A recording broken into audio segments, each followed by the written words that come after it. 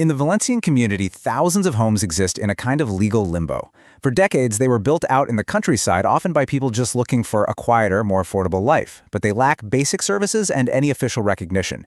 So today, we're going to break down the official guide that explains how this happened, the serious consequences, and the legal path to finally getting these properties regularized. Let's dive in.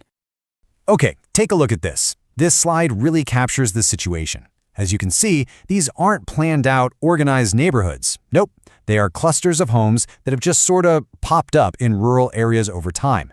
The aerial photo gives you a real-world view. From a distance, you might not even notice them, but on the ground, they represent a massive urban and environmental challenge. So here's our roadmap for this guide. First, we're going to uncover this hidden problem and its pretty serious consequences. Then, we'll look at the solution, how to minimize the impact, before we dive into the step-by-step regularization process. And finally, we'll explore the very real benefits of getting it all legalized. So what exactly makes a home irregular? It's not just about a missing piece of paper. It's a much deeper conflict, a fundamental clash with urban planning and environmental law. This illustration really gets to the heart of the matter. These homes were typically built on rural or protected land that was never intended for development. The image highlights the key issues: questionable building permits, reliance on unofficial wells, and critically, sewage pipes that just dump waste directly into the ground. This complete lack of planning and proper permits is what creates a whole cascade of problems. The existence of these homes isn't just a legal headache for the owners. It creates very real, very dangerous consequences for the environment and for the entire community. This isn't just about bureaucracy. We're talking about safety and health. A huge part of the problem is location, and this image makes the danger crystal clear. On one side, you have wildfires, and on the other, you have floods. Many of these developments are located in areas that have been identified as high risk for these exact disasters.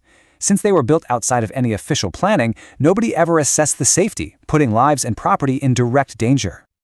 Now, this slide shows one of the most severe environmental impacts. Without proper sanitation, waste from thousands of homes just seeps directly into the ground.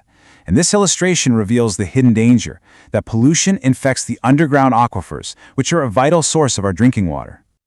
So, to sum up the consequences, we've got serious health and environmental risks, damage to the rural landscape, a lack of guaranteed basic services, and immense legal uncertainty for the owners. As these circles on the slide show, it's a perfect storm of problems that makes finding a solution absolutely essential. Fortunately, the law does offer a path forward. It's not about demolition, it's about correction. The official strategy is based on a concept designed to fix the existing problems and integrate these homes safely and legally into the territory. The legal framework is called Territorial Impact Minimization, and the name really says it all. As the slide explains, the goal isn't to punish anyone, but to reduce the negative environmental and safety impacts these settlements have created. It's a pragmatic approach to a very complex problem. All right, so how does this work in practice? The government has established a clear, although detailed, process for homeowners, which we're going to break down now. There are two main paths, and the one you take depends on your situation. If your house is isolated, you'll use a simplified process called a DSI, or Individualized Situation Declaration. But if it's part of a group of homes, the whole community needs a collective process with a special plan for impact minimization, known as a PEMIT. Now, this flowchart might look complicated, but it's really a roadmap for that collective PEMIT process. It shows how homeowners, represented by their promoter, work with the local town hall. The town hall then coordinates with various regional bodies and the Valencian government to make sure all environmental and safety requirements are met before giving the final approval. Now, out of all the details, rules, and procedures, everything comes down to this single, crucial date. This is the most important piece of information for anyone considering this process. The law is absolute on this point. To be eligible for any of these legalization procedures, your home must have been completely finished before August 20th, 2014.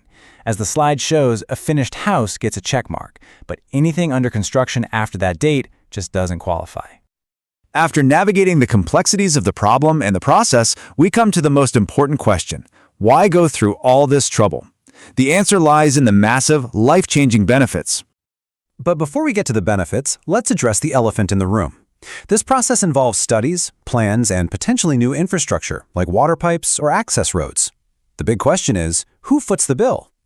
The official guide is direct and unambiguous. It states that all costs for the works and planning are the responsibility of the homeowners.